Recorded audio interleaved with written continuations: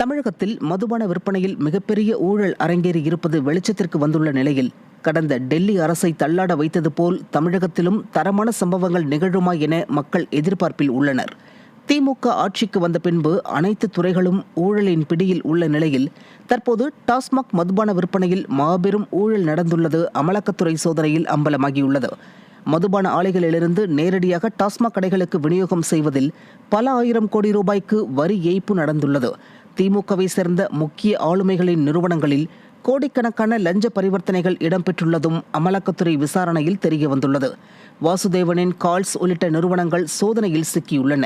இதன் மூலம் டெல்லியில் நடந்த மதுபான ஊழலைப் போலவே தமிழகத்திலும் அதிகாரிகள் நேரடியாக சிக்க வைக்க வாய்ப்புள்ளதா? முதல்வரின் நெருங்கிய வட்டாரத்தினர் வரை விசாரணை சென்றால் முன்னாள் டெல்லி முதல்வர் அமைச்சர்கள் போல இவர்களும் வீட்டுக்கும் சிறைக்கும் செல்ல நேரிடுமா என மக்கள் கேள்வி எழுப்பி வருகின்றனர். மேலும் கடந்த அதிமுக ஆட்சியில் அரசு அலுவலகங்களில் அமலாக்கத்துறை சோதனை நடத்திய போது அதை வெட்கக்கேடானது என புலம்பிய அன்றைய எதிர்க்கட்சித் தலைவர் ஸ்டாலின் இன்று தமது ஆட்சியில் நிகழும் சோதனைக்கு கண்டனம் கூட தெரிவிக்காமல் வாயை மூடி மௌனமாக இருப்பது ஏன் என்பது மக்கள் கேள்வியாக உள்ளது.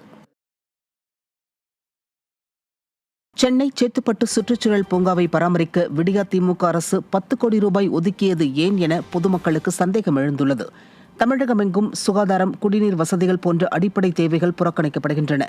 சென்னை மாநகரில் கொசு ஒழிக்க நிதி இல்லை, சாலைகள் போட நிதி இல்லை என சாக்குப்போக்கை கூறிவரும் விடியா திமுக அரசு பூங்காவை பராமரிக்க மட்டும் 10 கோடி ரூபாயை ஒதுக்கியது அதிருப்தியை ஏற்படுத்தியுள்ளது. பூங்காவிற்கு செடிகள் வைக்க, தண்ணீர் ஊற்ற, உரம் போட எதற்கு 10 கோடி என வாயை பிளக்கும் அப்பகுதிவாசிகள் எந்த திட்டத்தையும் ஊழலுக்காகவே தீட்டும் திமுக அரசு ஏதோ பூங்காவை பராமரிக்க என பல உருட்டுகளை உருட்டி மக்களை ஏமாற்றுகிறதா என்ற சந்தேகத்தை கிளப்பியுள்ளனர்.